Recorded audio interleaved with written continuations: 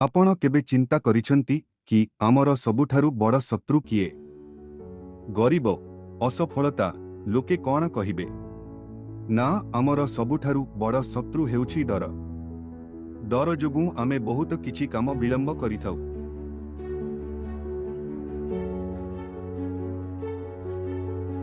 स्वामी विवेकानंद कहंती, डर हेछि मृत्यु, निर्भयता हेउछि जीवन अटे।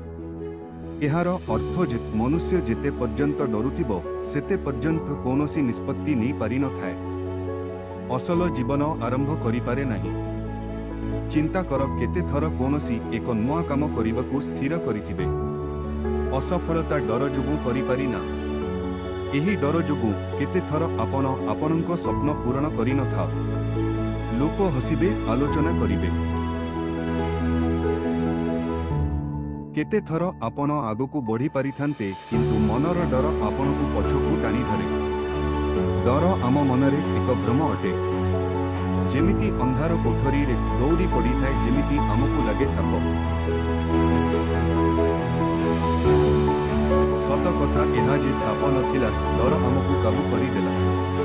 स्वामी विवेकानंद कहंती, डर को गोटे थर सामना कर, डर सबुदिन छाड़ी चली जीव। जिए डर को सामना करि पारे नहीं, से सबु बेले हारि जाए। जिए डर को सामना करि पारे, सी जीति जाए। जदि तुमे सफलता पाइबा पई चाहुछ, डर को प्रथमे काबू करिबा प्रथम सोपान अटे। डर को दूरेबा पई तीनोटी उपाय मने रख। निज उपरे विश्वास रख। जेते पर्यंत निज उपरे विश्वास करिना, सेते पर्यंत भगवान उपरे विश्वास करि पारिना। सत्य और ठीक कर्म पथरे चलो। जेउ व्यक्ति ठीक रास्तारे चले, ताकू काहाकू डरिबार आवश्यकता नहीं। मन को मजबूत कर। ध्यान और सकारात्मक विचार ही आम मन को मजबूत करिथाए।